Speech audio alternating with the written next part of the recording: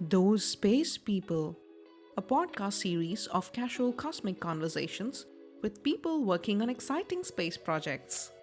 Welcome to Thermal Lens, a special series focusing on thermal remote sensing, created by me, your host Rachana Mamidi, Agnieszka Sozinska, and Jennifer Susan Adams. Agnieszka is currently a research associate at the University of Leicester in the UK and has been working in the area of thermal remote sensing since 2017. Jennifer is a postdoctoral researcher at the University of Zurich in Switzerland and is currently focusing on measuring land surface temperature over forests.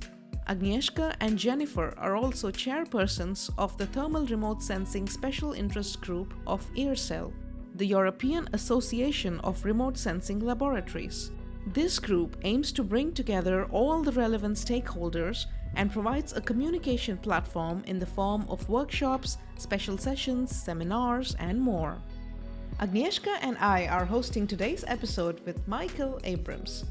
Mike is the science team leader of the ASTER mission, and ASTER stands for Advanced Spaceborne Thermal Emission and Reflection Radiometer, which is one of the instruments on board NASA's Terra satellite, launched way back in 1999. Mike has 50 years of experience in this field and has led the ASTER mission throughout its 20-plus year journey. He is a geologist by education and was also responsible for the development of new remote sensing instruments at NASA JPL. Welcome to the podcast, Mike. Agnieszka and I are super excited and looking forward to this conversation. Thank you. And I'm going to jump right in to all the questions that we wanted to ask you. So, ASTER is one of the 5 sensors on board NASA's Terra satellite, right? And ASTER images in the visible, near infrared, shortwave infrared, thermal infrared, all these bands. Correct. And it's been collecting data since the last 23 years. Yes, March 2000 was the first data set. Wow. Yeah, it's amazing. It was originally planned as most instruments are. It's tested, its lifetime, the funding lifetime was either 5 or 6 years. But since everything worked perfectly, and NASA had changed the plans, originally there was going to be like 15 of these bus-size platforms, but budget realities set in. So there were three, Terra, Aqua, and Aura, to focus on different parts of the Earth system. But since we worked perfectly after 5 years, we got extended mission status. And ever since then, every 2 years and now 3 years, we have to compete with all existing NASA missions that are beyond their prime mission for a limited pot of funding. So, there's a lot of pressure every 3 years to show that we are still relevant. But the good thing is that in every one of these competitions, and there have been 6 or 7 of them now, Terra has come out number one, which is really gratifying. So it's not just ASTER, but it's the combination of all the instruments that are on the platform that have developed a huge community of users, both academic, commercial, government, regulatory, military users. So we have quite an entrenched set of users who will be very sorry to see the mission end. But 23 years now, and maybe 3 more, is quite a long time. It's really exceptional. That's incredible. It is.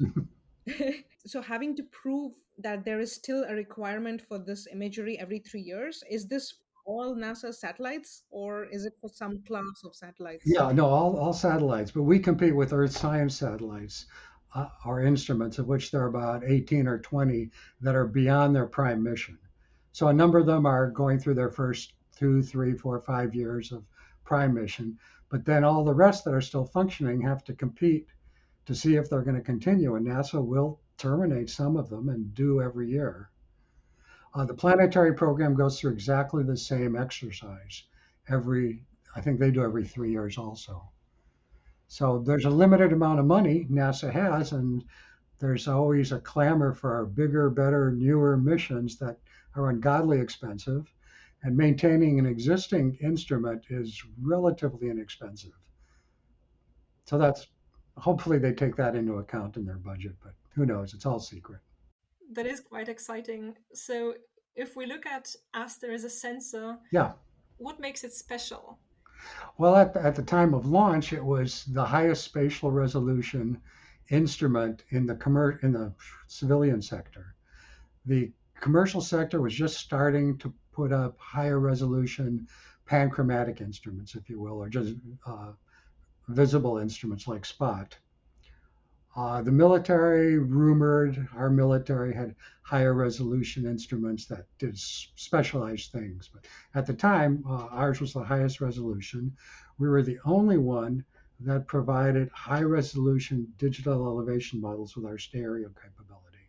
And that continued uh, just about to the present as far as providing a free global data set. There are, in the last 3 or 4 or 5 years, there are a few others that have come into existence that are better resolution. Multispectral TIR, we are the only instrument with global multispectral high resolution TIR coverage still. This is after 23 years. As you know, LST is going to be a similar instrument in 2029. The next instrument that's comparable is the French Indian instrument Trishna, which I think is 2024 2025 launch, very imminent. And then the US has planning on their SPG instrument, again, a 5 channel thermal instrument like ASTER, for maybe 2028, 2029. The only other instrument that's really comparable in some fashion is on the space station, and that's a US instrument called EcoStress, which was designed to look at evapotranspiration of plants and to help predict plant physiology and drought. It, uh, it's an interesting orbit because the space station allows coverage at all different times during the day because of its peculiar orbit. So you can build up sort of a diurnal history, whereas the polar orbiting satellites always see the same place, the same time of day. But the problem with the space station limitation is that it's in about a 50-degree orbit. So you can't go above 50 degrees latitude. So you miss all of Northern Europe, et cetera, et cetera. And EcoStress has been up for 3 or 4 years, I think. But shortly after launch, 3 of its 5 of its bands were no longer able to be recorded. So it was a 2 channel instrument until I think just recently. So ASTER is still unique as far as the TIR. We are fully functional and operational and gathering more data than we ever have since we were able to recover some of the memory modules last year that had been lost due to cosmic rays. So it's just like it was at the day of launch, which is pretty remarkable for the TIR for sure. Absolutely. And Yeah, ASTER still actually has one of the highest spatial resolutions available. yeah, right. EcoStress is 60 by 90 meter pixels, and we're at 90 meter pixels. Nobody else has got multispectral TIR anywhere in that range, and hasn't, since we launched. So that's a pretty good capability. We're glad that it still works. I don't know if you remember in 2008, which is already 8 years from launch and past the prime mission, the shortwave infrared detectors decided they had enough. So we lost one of our 3 instruments. ASTER is actually 3 separate instruments. But I'm glad it was the SWIR that went and not the TIR. Even better if it was the visible, but we didn't have a choice. Absolutely. Yeah, we have a lot of visible data, of course, now. Of course, and much higher spatial resolution. Yeah. Absolutely. And more temporal resolution and graphical coverage. Yes, and it's getting better every year as more commercial companies step in and more civilian companies, countries launch multiple satellites so you can get much better temporal resolution. So if the Aster instrument was designed today, how would it be different in terms of, payload design or the kind of data Oh that God, it'd be one tenth or 100th the size. Miniaturization did not exist back in, let's see, we launched in 99. So the instrument was first designed and components probably about 1990. So we did not have miniaturization. We did not have large data capacity. The instrument itself, just Aster, is huge. And now you can put the whole thing into, duplicate the instrument maybe in 2 bread boxes. So That's one thing. So that saves on cost, on power, on everything else. Signal to noise, much better. Detector technology has advanced. Gratings have advanced. Spectrometers have advanced. So we could get a much more capable instrument if we designed one now. Well, SPG is a good example of that. Imaging spectrometer for the VSWR. The TIR is not going to show that much of a big advance. Same channels, just about, maybe a 3 to 5 micron high temperature band. It's going to be, I guess, 60-meter spatial resolution, as are the other two satellites planned. So there's an increase in the spatial resolution. Any delta T is going to be better because the detector technology is better, but not that much better. It's an incremental improvement. It's not a breakthrough. Whereas the imaging spectrometers are clearly a breakthrough over multispectral data. Not just miniaturization, but now there's a lot more of edge computing that's happening on the satellite. So a lot of Exactly. data on the satellite. And there's again, if in case if there's a constellation of small satellites rather than one giant school bus sized satellite like Terra, there's inter-satellite links and all this stuff. So how do you think these kind of latest developments would have affected the applications of Aster? Well, the TIR, there doesn't seem to be the technology or the desire maybe to get into much higher spatial resolution and also the repeat. We're going to get fairly good repeat because the instruments planned have very large swaths. So I guess we're going in the 2, 3, 4 day repeat cycle, but nothing compared to what some of these VNIR instruments are on the small satellites that I think there are enough of them up there. They're planned on like hourly coverage, certainly a few times a day for everything. I don't think in the TIR in the near future we're ever going to see anything like that. But there may not be the desire or the applications that really require it. The plant physiology is one of the key ones, and the space station is a good start on that. Uh, the polar orbiting ones, have the limitation; they always come back to the same time, so that's a problem. So you've got to stagger them, so maybe you can have a morning one and an afternoon one, and that gives you two nighttime passes too. But I don't particularly see anybody planning, not in the next decade, for something similar to like the VNR coverage.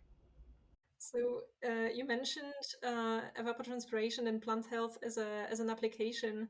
What other applications were of purpose for ASTER data? Well, a couple things we've concentrated on since launch. One is the volcanoes, and that was one of the prime motivations for how we were going to acquire data. Because of the limitations on data capacity at the time, we're only have an 8% duty cycle. So we can, on average, we can only be on 8% of an orbit. That means we have to schedule the instrument every single day on which 600 scenes we're going to acquire. So we made a decision early on based on the science team that one of the disciplines we would focus on is volcanology. So small team of volcanologists on the science team defined about 1,500 active volcanoes in the world, and they set up a requirement for acquisition. So for some of those, we acquire them every time we pass over them, day or night. For the very lowest probability ones, maybe 4 times a year. So those data give us some monitoring um, ability. Uh, More importantly, we can, over 20 years, we've built up a time history of the behavior of volcanoes. And there's a project called the ASTER Volcano Archive, which is separate from the ASTER team, that is looking to mine that archive that has all 1,500 volcanoes, every single ASTER scene cut out that covers those volcanoes. So you can look at both the thermal behavior of each volcano and the SO2 gas emissions, which is a second key possible premonitory signal for unrest of volcanoes. So that's one of the main things we've used the TIR. The other one is urban heat islands. But again, the limitation of the times of day, we can get 10:30 in the morning and whatever 10:30 at night may not be the optimal times to look at heat island, but it's what we've got. So we've worked with a number of researchers, particularly with people who are funded out of the EU over the last decade or so who have been looking at several cities. So we've done acquisitions for them for the TIR. So those are some of the two main applications that continue. In the last few decades, there's been an increasing commercial interest in satellite imagery in general, but not Yeah, so much for thermal images, right? right. Do you think in the next decade or in the next couple of decades there would be more commercial interest that would result in more commercial constellations for thermal imaging? It's hard to imagine it. We've had a constant struggle to convince funding people that we need multispectral TIR.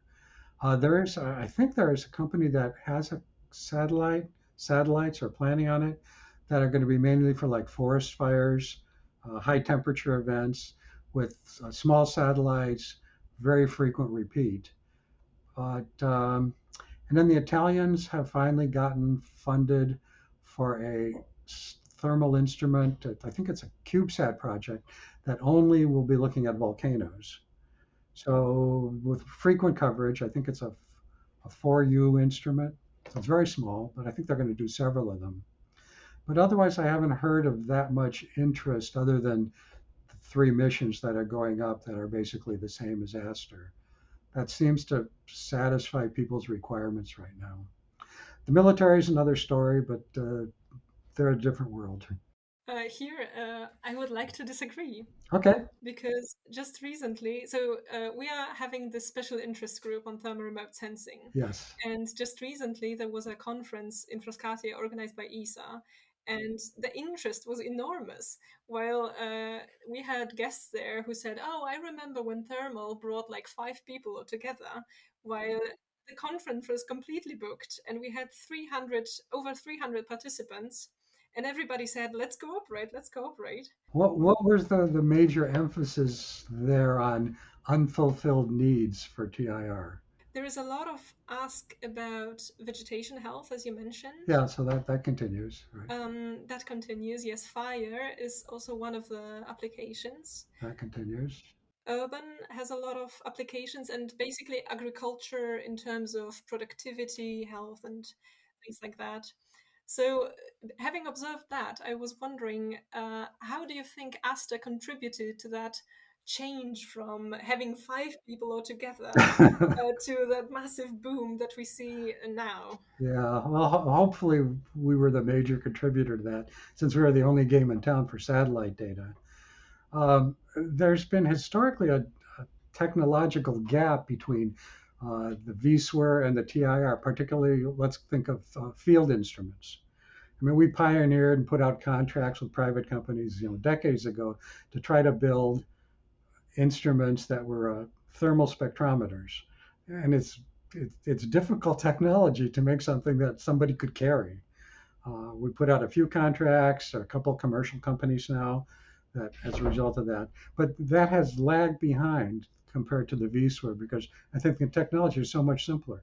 Same thing with laboratory instruments for the TIR. It requires a lot more care in how you make the measurements. There are a lot of things that can mess you up if you're not really paying attention to how you make the measurement. And you get bogus results. Even if you have a great instrument. So the technology, I think, lagged behind what was happening in the vSWR from the early days. And maybe that the TR is catching up a little bit.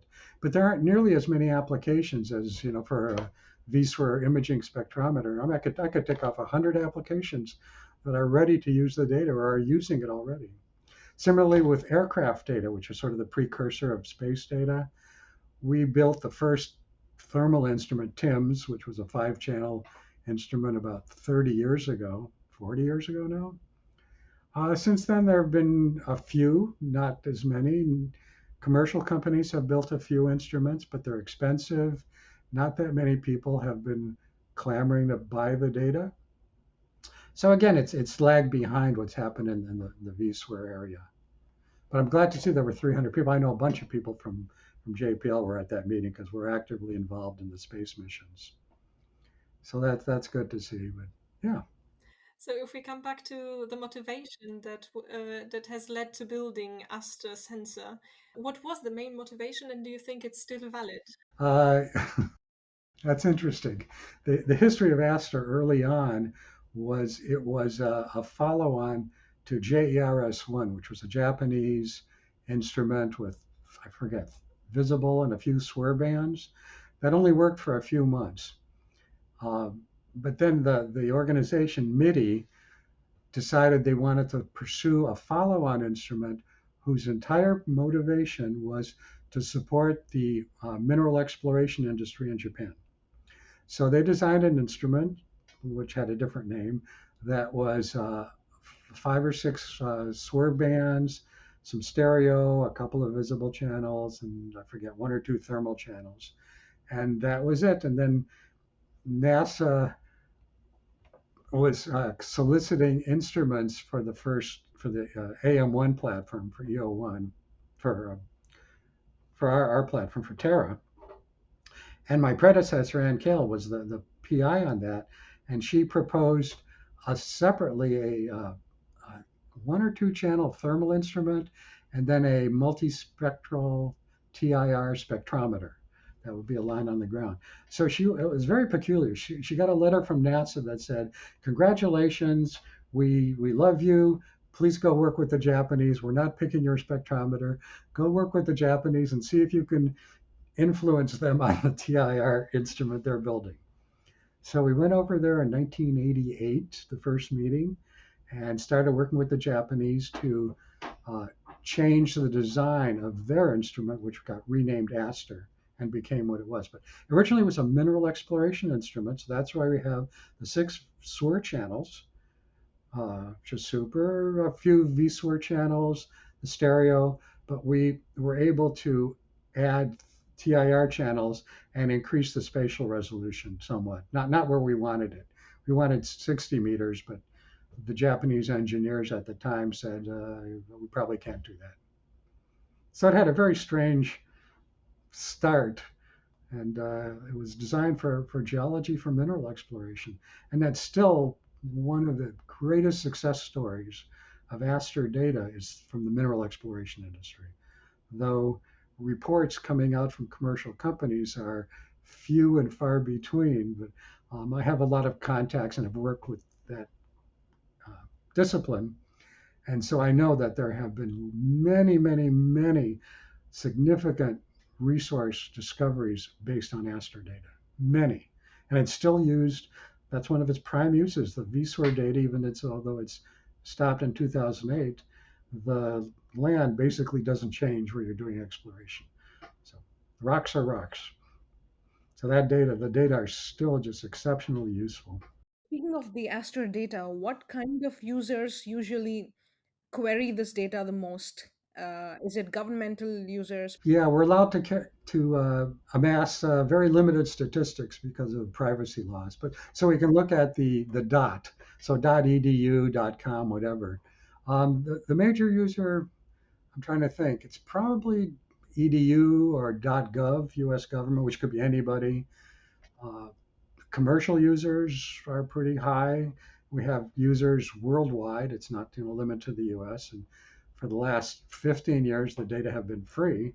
So that was a big hurdle we had to overcome with our Japanese colleagues, with MIDI, not the colleagues, who insisted that there be some cost recovery. And the U.S. abandoned that model with Landsat about 15 years ago, and there was almost a hundredfold increase in the number of orders, and it went from $4,000 a scene to zero. So we finally convinced the Japanese ministry to follow that model, and we saw about a tenfold increase in the use of ASTER data.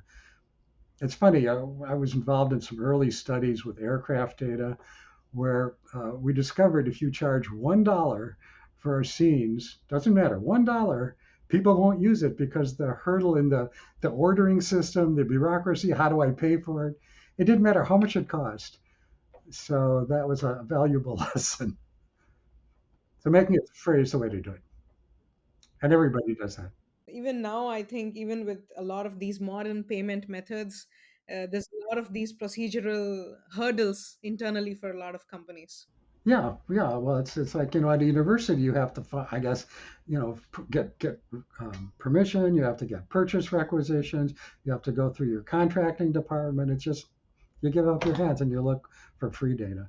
The fact that NASA and also ESA has made a lot of data free has made a lot of people from a lot of companies, for example, or startups from other non space sectors who would never have thought of using satellite imagery for their applications think of satellite imagery. Yeah, good point. Yeah, very good point.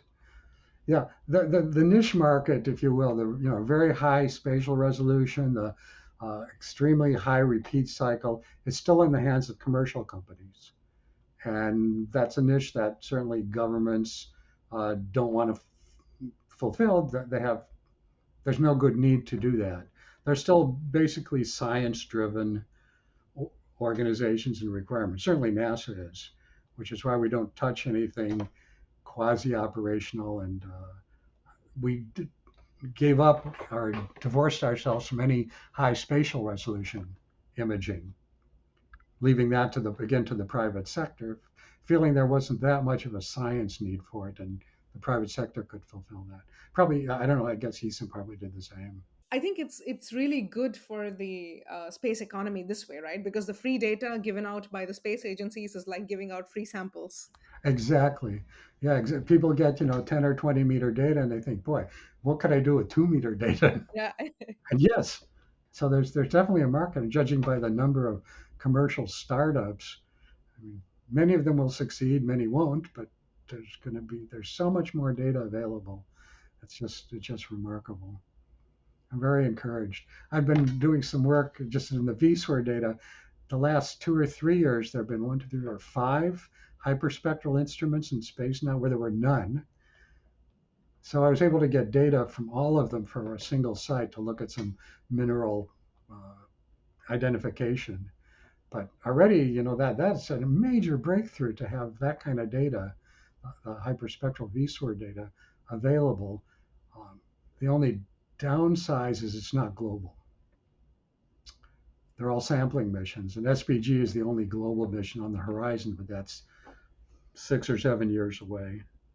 But still, there's a lot of data available now, and for I don't know, for commercial users, certainly for science users, it's been not very difficult to get permission to get the data or even to request acquisitions, especially so I've been able to get all the data, which is very, very good. So that's extremely exciting.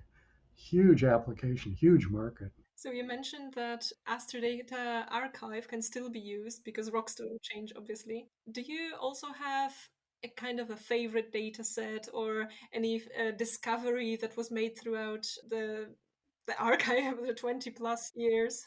Or you remember any interesting publication about that? Oh boy. Well, the mineral exploration, I think, has been one of the great successes because the instrument was designed for that originally, remembering that MIDI was trying to bolster their exploration community. And that has really been one of the big successes of ASTER, even though it's not as published or publicly available, the information. But periodically, a few times a year, somebody will give a talk or publish something, or the company will release a press release that, based on ASTER, we have found this new rare earth deposit in Chile or whatnot. But I know that it has fulfilled its duty there, even though NASA would never have launched, funded an instrument just to do geologic remote sensing. But the other things it could do are good.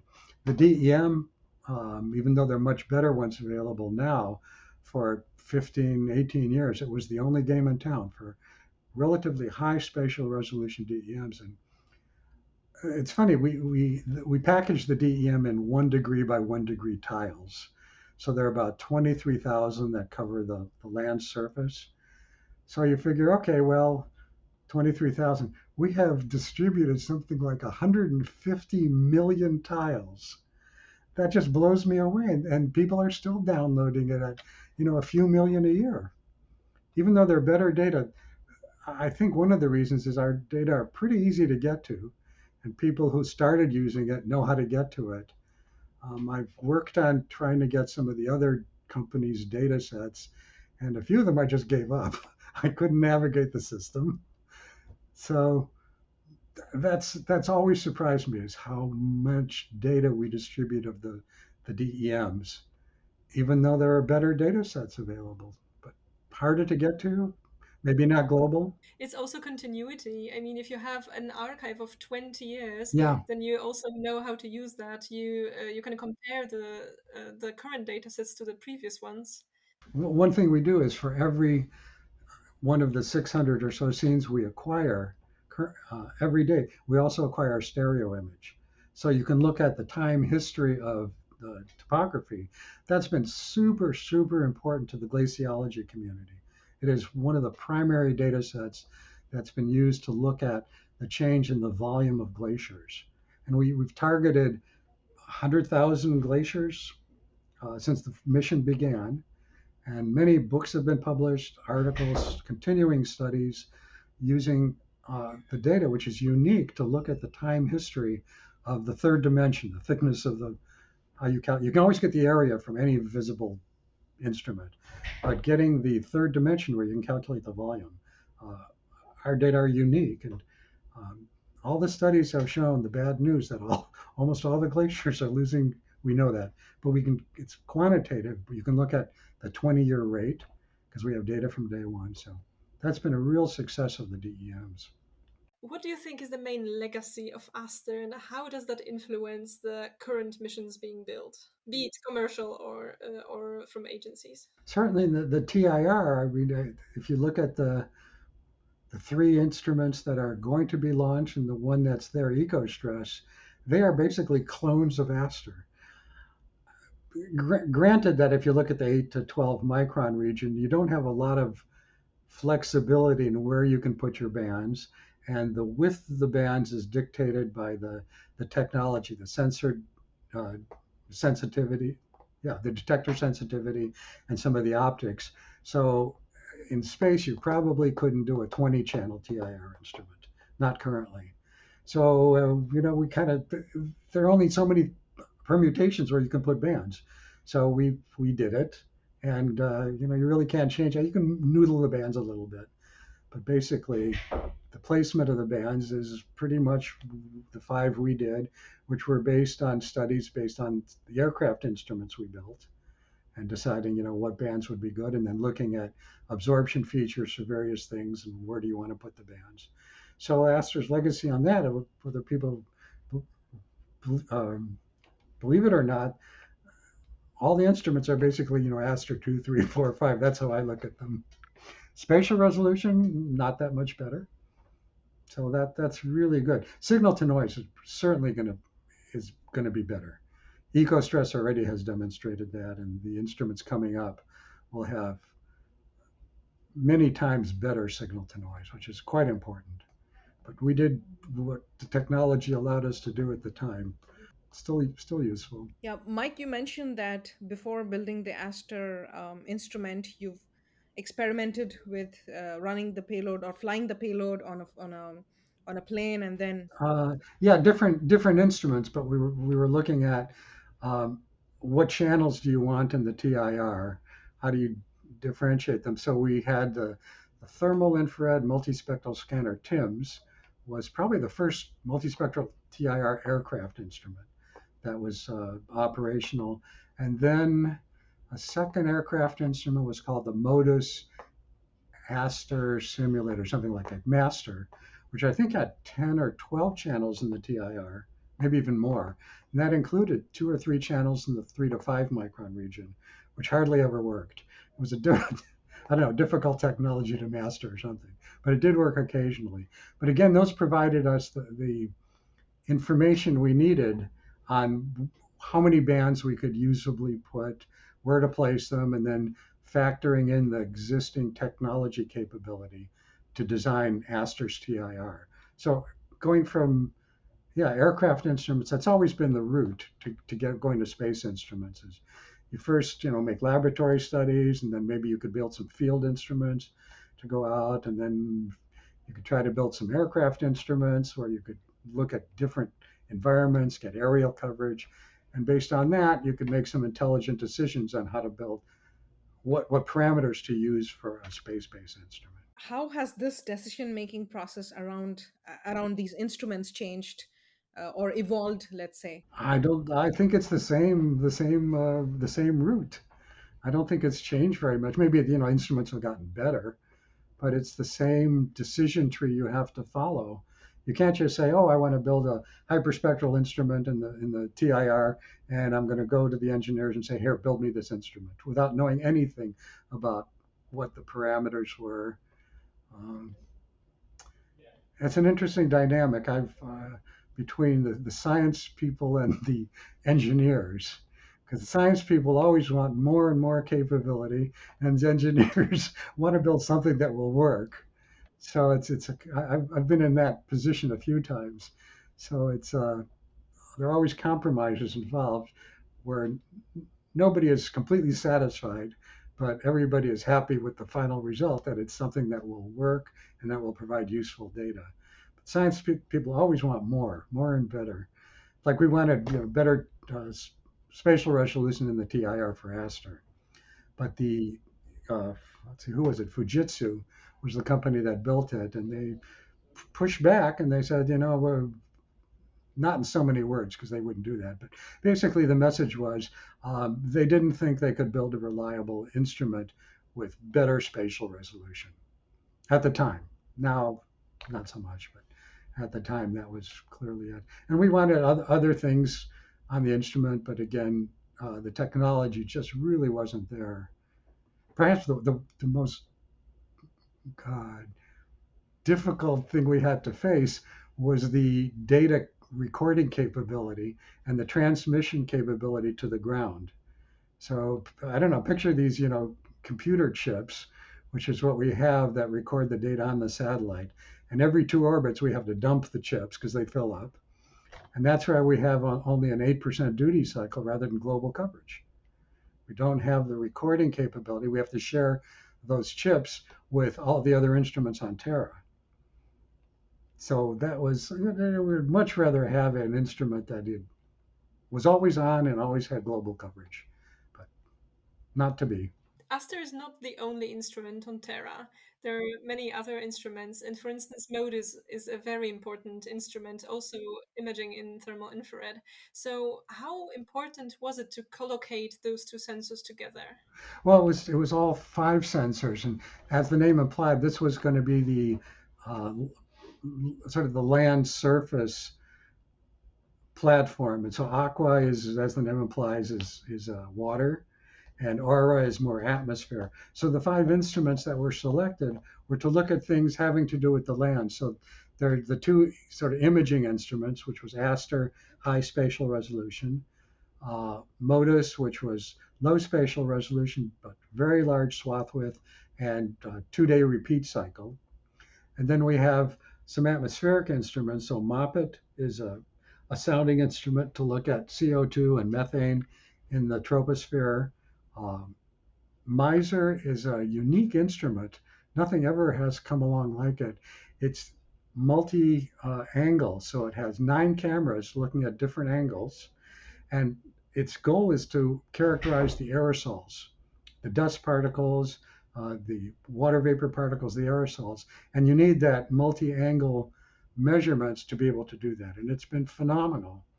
And then Ceres is a continuation of 5 similar instruments that measure globally the Earth radiation budget. So it looks at incoming, outgoing, long wave, and short wave radiation. So there are instruments, I think 4 other similar series instruments on different platforms at different times of day. So we were the land, the Terra, and then uh, there's a there's the other MODIS, which is in the afternoon constellation. So we're the only one in the morning constellation at 10:30, and there are no plans to repeat that with any instruments. They're all going in the afternoon apparently. Any similar instruments. The Indians have an instrument, the Chinese, ESA has similar, the Sentinel 2, Sentinel 1, Sentinel 2, yeah. They're all afternoon instruments. But one of the unique things about MODIS on Terra is the fact that it's the morning instrument. And that was selected partially because it was thought that the morning would have less cloud cover, less cloud buildup. I'm not sure statistics have borne that out to a great extent as was thought at the time, but still, there are fewer clouds. So that's the main reason I think we went into a morning orbit. Speaking of all these instruments on the Terra satellite, what do you remember what were the biggest challenges in designing these and what kind of requirements they had from the satellite bus? Although I wasn't around as in my position at the time. Just a simple geologist, and in the 19 what is it, mid 19 late 1980s, I was happily doing my geology with instruments, and the team leader at the time, Ann Kale, um, gathered people here at JPL to be on the science team and to work with her on ASTER. So she asked me if I wanted to head up the working group on oceanography. Yeah, me the me the geologist. Okay, oceanography. So I did that, and then she wanted me to liaison with the outreach and PR people. So I did that, but still I was doing my own research work. So I wasn't involved with the those kind of engineering decisions that were being made at the time. I got into it when she retired um, 20 years ago, and she said, "Okay, I'm finished. You take over." So I wasn't expecting that.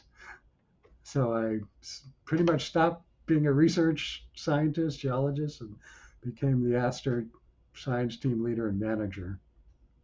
But yeah, I was only very peripherally involved for the initial design phases. I got to see the launch though. That was ever so cool. Yeah. If you look back at the mission and say, let's fantasize, let's think that we can transfer ourselves back, say, 30 years ago and meet the initial mission, Yeah. would you tell them to change anything? Oh, as a geologist, I'm really happy with what Aster did. It did exactly what I would have wanted it to do. Before Aster, I was involved and led a very large, by NASA standards, mineral exploration assessment program. So it was looking at what you could do with VSWR data, not so much TR because there wasn't much, looking at mineral exploration. We worked hand in hand with exploration companies, with oil exploration companies. 3 or 4 year project, published a massive volume that's still used. So, our recommendation was out of that, gee, we would love to have multispectral SWIR in space. TIR wouldn't be bad, and a DEM would be great. So, boy, was I happy when that actually happened from my geology background. So, yeah, I was thrilled. I'm not sure I could have done much more than, yeah, we got all the coverage. We got global coverage, good SWIR data, the best you could get at the time with the technology. So, yeah, selfishly, it was good for me. That is quite a summary after so many years of a mission. I wouldn't change a thing. That's As a geologist, other people in other disciplines, I'm sure, would have different requirements that were not met. But since MIDI designed this as their exploration follow-on tool after JERS-1, I was happy. The other geologists who were involved on Astra, in the late 1980s, were also thrilled, just thrilled that we got a great instrument for doing geology. and do you know how much data was acquired over the course of the mission? Yeah, so far we've acquired, I think we're approaching 4 million, or maybe we've surpassed 4 million scenes. So again, if we were on all the time, we would have, 10 times that much. But because we're not, we get about 5 to 600 scenes per day. And they're all sitting in the archive and they're all available free, and all the data products are available free to anybody who wants them. So it's a pretty big archive, and this the data system that NASA has, the Earth Data Search Tool, is fairly easy to use once you navigate some of its idiosyncrasies. But it's not a terribly difficult data. And if you know the exact route, I can get to Aster data in about 30 seconds. But I've been using it, use it every day, so I know exactly what to type in where and where to go. So first time users, it would be nice to have somebody standing over their shoulder to say, well, here's what you need to do if you want this product. A lot of data, 4 million scenes. That's a very impressive number. Yeah, but it's not near the Landsat archive, which has been on all the time. So it's much, much bigger. And also their scenes are about 10 times bigger because they have 180-kilometer swath versus 60. But the multispectral SWIR is still unique. The DEMs are still unique, and the TIR. Surprisingly, after all this time, the data are still serving people usefully without good replacements. So we're looking forward to SPG and the other TIR instruments as the follow-ons. So that'll be very exciting. So that brings us back to the legacy. Given the whole years that ASTER has been in space and all the data sets that have been used and the publications made and critical raw materials being identified, and then now all that data that are being transferred to three major missions from agencies that's supposed to work together, and at the same time some commercial missions that you mentioned about the fire acquisition, and there are also some about the agriculture. Altogether, how do you see the future of the field? Where would be the main focus, and what type of data do you think is necessary? Well, I think things are just going to continue incrementally as far as government funded missions. Their main objectives are still climate science, the changing of the planet, vegetation changes, the warming of the oceans. So the kind of data that need to be acquired for those disciplines really only governments can provide the expensive instruments and data support systems. You need to acquire that kind of global data, like sea surface temperature, daily, weekly, global sea surface temperature, for instance. Commercial companies, I don't think, are interested in that because they can't sell the data except maybe back to the government. So I think there still will be the separation of, it's not niche markets, but specialized markets where the commercial sector can put up small satellites, many of them, to get the temporal coverage you need to look at, precision farming, for instance, where you need high spatial resolution. You maybe need daily coverage to tell the farmers where to water, when the bugs are coming, things of that nature.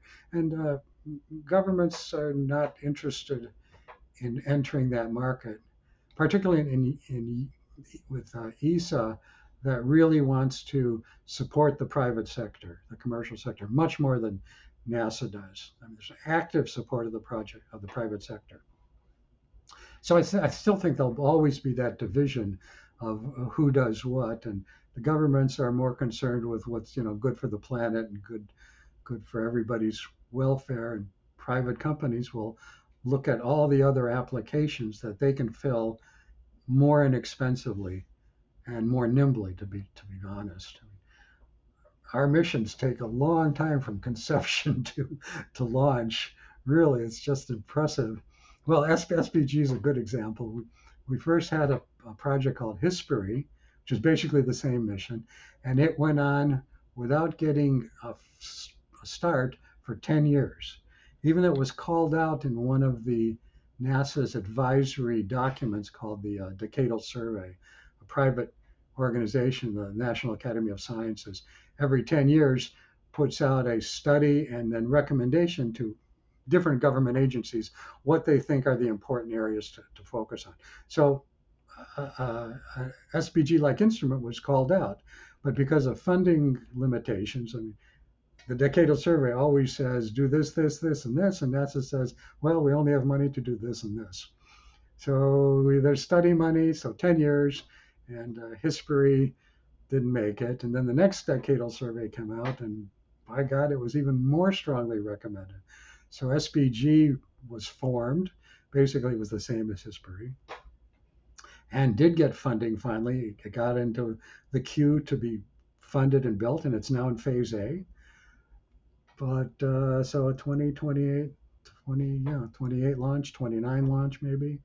But that's what we're looking at, almost 20 years. I mean, that's a lot longer than normal, but still. And a commercial company can probably, go from start to finish in 2 or 3 years if they focus on, doing a certain thing. So there's a big difference there, and the cost too. SPG is going to be not a cheap mission, and sending up CubeSats, 10 of them at once on a small rocket, you can do that rather inexpensively by comparison. So I don't see things really changing that much. If you look at the long-term missions plans for both ESA and NASA, and you look at India, who's probably the other big player, things are pretty much continuing. They have replacement of existing instruments, maybe with a little better capability. But again, looking at pretty similar science focuses. Maybe some change because they've got to do something different. You can't just keep selling the same thing over and over. So I see more innovation coming out of the private sector than coming out of the big government agencies. But better data and more of it, which is even better. I would have also one question, which is sort of semi-professional, semi-personal, because it's seldom that you have a scientist with so much experience in the thermal field. And the question is, what do you think are the most important skills and information or knowledge fields that you need to have to be successful in this field? Oh, and in TIR field, Yes. a good education in physics, the physics of TIR.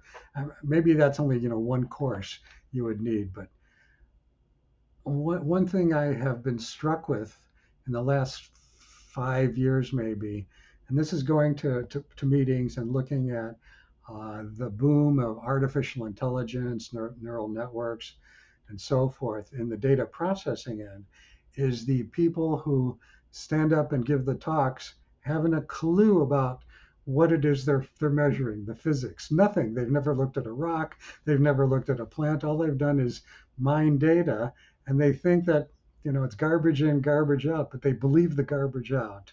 So that is currently where we're at.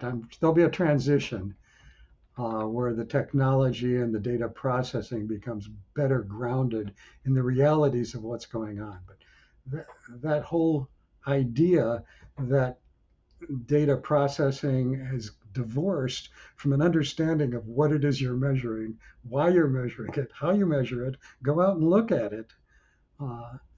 That's a big thing that needs to be done. I was struck years ago in a similar analogy, planetary science. We do a lot of planetary science and planetary geology here. And the people who are planetary geologists, some of them come from geochemistry and some of them have come from geophysics. And I don't think they've ever looked at a rock. They've never looked at an aerial photograph. They've never gone out and mapped a mountain range. So here they are making, it's the same thing as the AI people. They just don't have the background in the realities of the world. You've got to understand firsthand what the world looks like before you can go out and start measuring it and believe your data. So that's one of my main messages I try to send out. But it's been frustrating at meetings, particularly, to keep my mouth shut. But I try to. I think there's also been more of cross-disciplinary skill set that's kind of been evolving amongst scientists. So because one of my friends is an evolutionary biologist, and she is she's learning a lot of Python. She says it's much easier for her to learn coding language by herself than to explain it to a machine learning specialist. Exactly. Yes. But at some point, you have to rely on specialists in other fields. So if you're the scientist, you do have to rely on people who do the data processing, people who understand AI, but vice versa, the people who do AI should not go off all by themselves and think they've solved the world's problems because something comes out of their algorithm. So I get a lot of, I've been reviewing a lot of papers recently, and there have been far too many that I reject based on that there's not a sound basis of the geology, the physics, the science, and it's the data processing. And yeah, so that's the same thing. You need the two to work together if you can't do it all yourself. And it's getting harder and harder to do that, clearly. Yeah, I mean, Chat GPT will no longer just cut it. Yeah. Yeah, exactly. Exactly. Just where we're at status.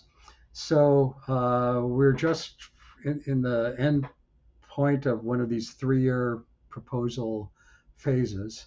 and we're to receive funding again starting October 1st for 3 years. So ASTER will keep working, Terra will keep working from funding basis, hopefully for 3 more years. At any moment, we could be struck by some unknown flying object and be put out of commission. Surprisingly, probably a lot of satellites are killed by that. And the problem is, I don't know if you know, there's maybe 150,000 objects, space trash in in our orbit at the 700-kilometer orbit that are tracked by various military organizations, and we tap into that, and they give us a warning when we're on a potential collision course. So through our satellite, we can take evasive maneuvers. The problem is they can only track things up to the size of maybe a pea. Anything smaller, they can't track. And the problem is that something the size of a pencil point traveling at 20,000 miles an hour can put you out of business. 1 minute you're on, 1 minute you're off. So far, we've been lucky. We've only, as far as we can tell, had one hit where we've lost 4 or 5 of our 60 batteries. So that's not a bad thing. But what if that thing had hit our CPU or the cable that goes between the solar panels and the batteries or any other place? Okay, well, so barring that, we should be good for 3 more years. At that point, currently we've run out of maneuvering fuel. So Terra is drifting to an earlier and earlier crossing time. So we were locked in for 20 years at 10:30 at the equator, and now we're at about 10:10. And in 3 years, we will hit 9 a.m., where we a priori determined that's it. We're finished. The data become too noisy for some of the instruments, so we're going to terminate the mission in 3 years, which is when our funding runs out too also. So we have 3 more years of full speed ahead, and then bye-bye ASTER. Bye-bye Terra. That's pretty lucky, I would say, that Terra has only suffered one hit in the last 20 years. Yeah, all three of the EOS missions were what are called Class A missions for NASA, and that's where no expense is spared. But as part of that, many redundancies are put onto the spacecraft. So, for instance, our whole set of 60 batteries, we have a duplicate that we've never used. Similarly, some of the other systems on the Terra spacecraft are duplicated. We've never used any of our duplicate systems, and it's not clear they would work at this point. But if something bad goes wrong where we have a duplicate, conceivably we could fall back on the duplicate. I don't know any satellites that do that anymore because it's just too expensive. You can't afford to build 2 satellites, basically. But at the time, this was going to be the Rolls Royce of platforms, and no expense was spared. So that's another reason why we've lasted this long, is that components were top of the line components, lifetime tested for 10 times their expected life, if you could do that.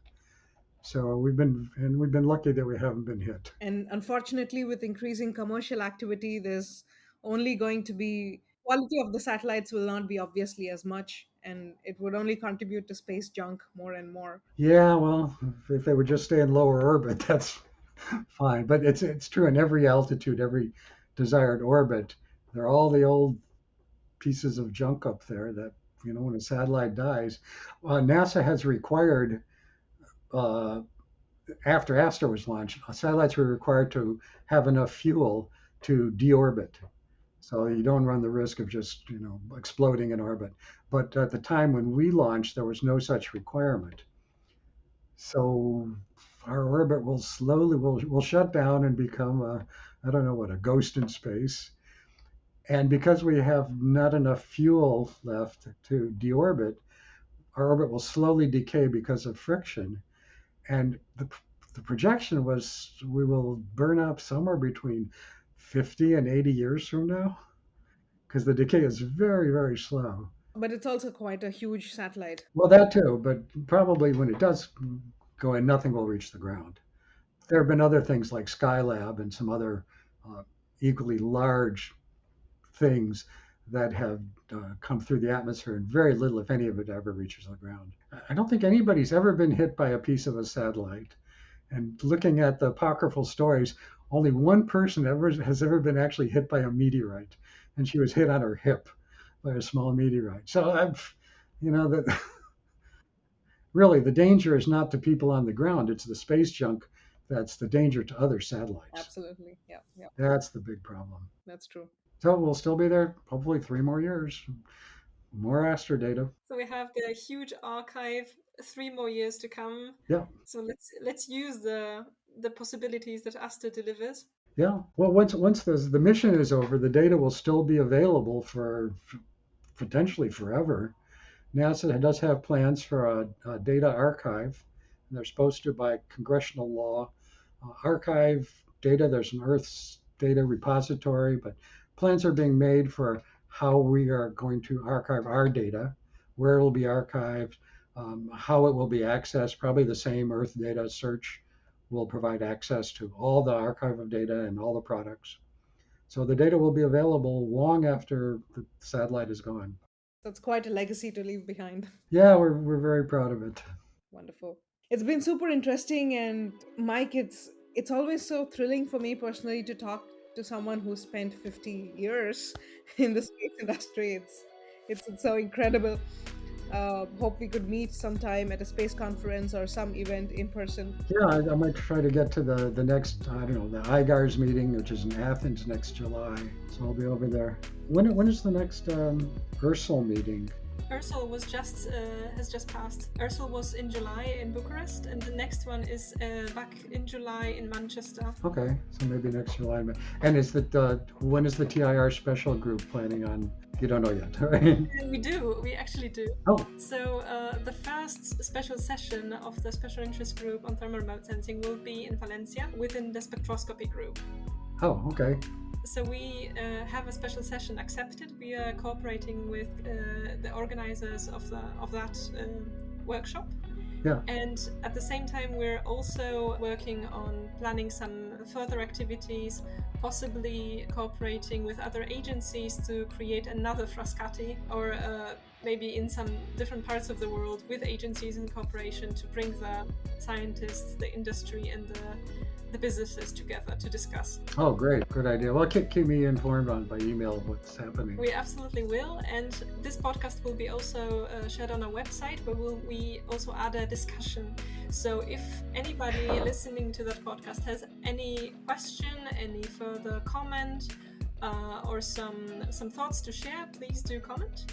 And we will be looking into it and trying to answer. Okay, yeah. Send me the link when it's available, and I'll distribute it to the entire ASTER team. Absolutely.